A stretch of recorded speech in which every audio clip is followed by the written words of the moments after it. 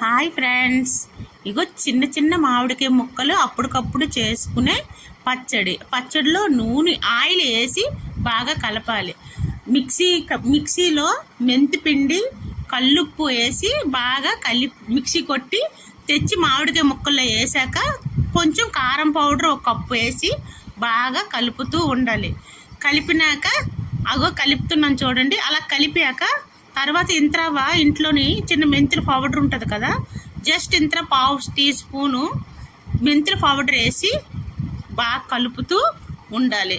కలిపి బాగా మిక్స్ చేస్తూ చెయ్యగా ఒక ప్లాస్టిక్ డబ్బాలోకి స్టోరేజ్ చేసుకున్నాం అనుకోండి, 3 days కానీ 2 daysలో కానీ నీట్గా అదే బాగా ఊరుతుంది కదా. ఊరినాక ఆ వేడి అన్నంలో కలుపుకొని తిన్నామనుకో సూపర్గా ఉంటుంది.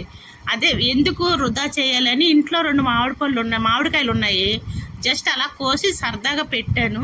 చూడండి, వీలుంటే ట్రై చేయండి, తినండి.